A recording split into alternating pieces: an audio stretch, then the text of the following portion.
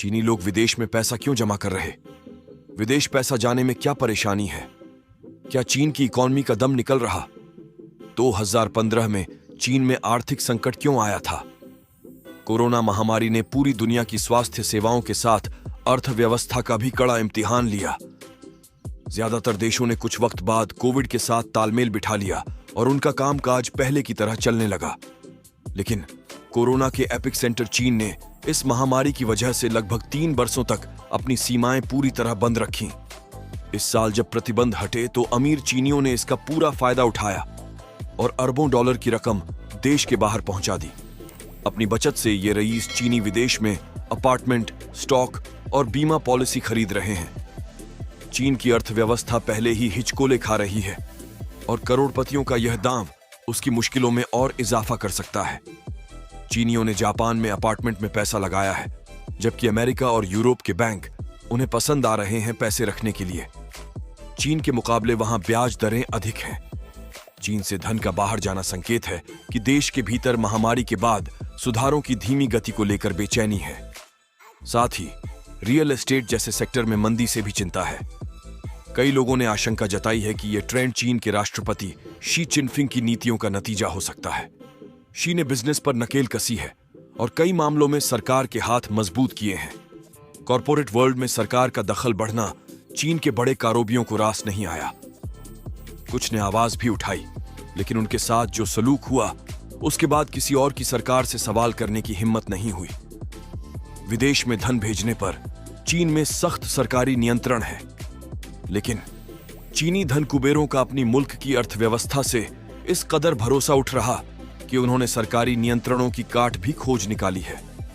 मसलन सोने की इतनी छोटी छड़ें खरीदी हैं जिन्हें आसानी से इधर से उधर ले जाया जा सके। इसी तरह रकम ट्रांसफर करने के लिए विदेशी मुद्रा का सहारा लिया जा रहा है। रियल एस्टेट भी एक बढ़िया विकल्प लग रहा है चीनियों को।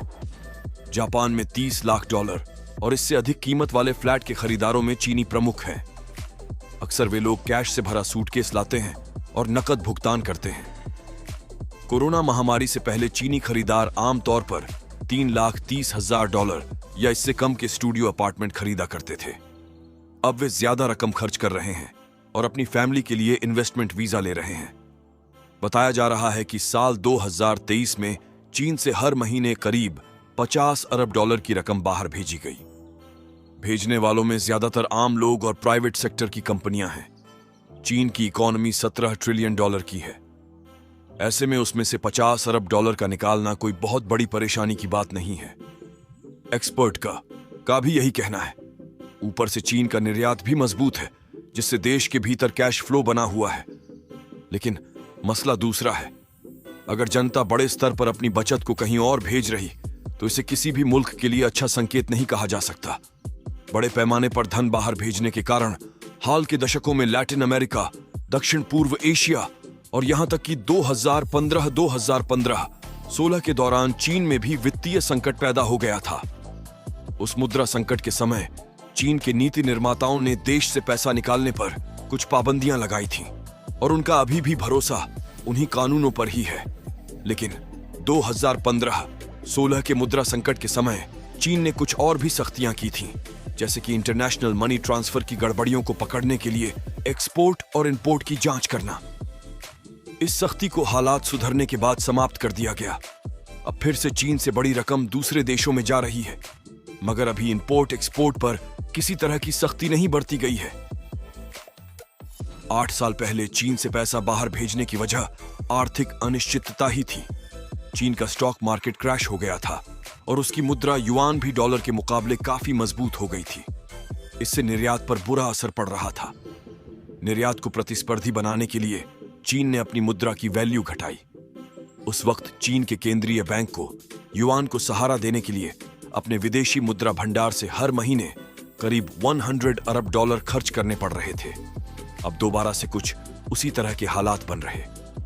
चीन का केंद्रीय बैंक मई के बाद हर महीने करीब 15 अरब डॉलर खर्च करके युआन को प्रतिस्पर्धी बनाए रखने की कोशिश कर रहा है।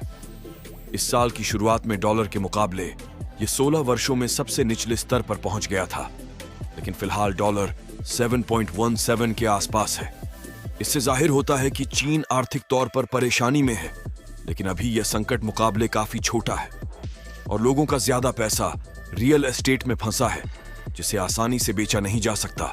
साथ ही 2015-16 में शंघाई और शेंजेन जैसे कई शहरों में मनी एक्सचेंज के अवैध कारोबार होते थे। वहां युआन को डॉलर और अन्य दूसरी विदेशी मुद्राओं में कन्वर्ट करके आसानी बाहर भेज दिया जाता था, लेकिन पुलिस ने छापा मारकर उन सभी को बंद कर दिया। चीनी नीति निर्माताओं ने अलग से प्रशासित चीनी क्षेत्र मकाऊ में भी लगभग सभी जुआ पर्यटन बंद कर दिए हैं। वहां रईस चीनी युआन के साथ कैसीनो चिप्स खरीदते, उनमें से कुछ का जुआ खेलते और बाकी को डॉलर में कन्वर्ट करा लेते। चिनफिंग प्रशासन ने होटल और ऑफिस समेत कई संपत्तियों में विदेशी निवेश पर पहले ही पाबंदी लगा रखी है। चीन के विदेशी निवेश प्रतिबंधों के शिल्पकार पैन गोंग शेंग को जुलाई में प्रमोट करके केंद्रीय bank People's Bank of China का गवर्नर बनाया गया। लेकिन आम चीनी लोग और कंपनियां अभी भी विदेश में पैसा भेजने का जुगाड़ कर ले रही हैं। चीन में बैंक हांगकांग के मुकाबले 7% अधिक दाम पर सोने की छड़ें बेच रहे हैं। इससे जाहिर होता है कि चीन में सोने की मांग अधिक है, क्योंकि इसे आसानी से देश के बाहर ले जाया जा सकता है। चीन के लोग देश से पैसा बाहर ले जाने के लिए एक और तरकीब इस्तेमाल कर रहे हैं। वो है हांगकांग में बैंक खाते खोलना और फिर बीमा उत्पाद खरीदने के लिए पैसे ट्रांसफर करना। हांगकांग की इंश्योरेंस अथॉरिटी का डेटा बताता है कि इस साल की पहली छमाही में चीनियों को बेची गई नई बीमा पॉलिसियों के प्रीमियम में करीब 22% का उछाल आया है। हांगकांग के कॉवलून प्रायद्वीप पर बैंक ऑफ चाइना की ब्रांच में चीन के लोग सुबह 7:30 बजे यानी बैंक खुलने के समय से करीब 1.5 घंटे पहले से ही खाता खुलवाने का इंतजार करते देखे जा सकते हैं। 8 बजे तक लाइन इतनी लंबी हो जाती है कि उसके बाद आने वाला किसी शख्स का अगर बैंक बंद होने से पहले काम हो जाता है तो खुद को बड़ा खुशनसीब समझता है। अधिकतर लोग बीमा उत्पादों में 30 से 50 हजार डॉलर लगा रहे हैं, जो पहले के मुकाबले काफी अधिक है। ये वे लोग हैं जो अपनी बचत के लिए सुरक्षित ठिकाना तलाश रहे हैं। हालांकि चीनी प्रशासन बड़ी मात्रा में देश से बाहर भेजे जा रहे धन को कोई गंभीर संकट नहीं मान रहा, लेकिन अगर लोग विदेश में पैसा करने के लिए दुनिया भर का जतन कर रहे हैं, तरह तरह का जुगाड़ भिड़ा रहे हैं, तो इसका मतलब है कि चीन अपनी अर्थव्यवस्था के किसी बड़े संकट को या तो नजरअंदाज कर रहा है या फिर नजरअंदाज करने का दिखावा कर रहा है।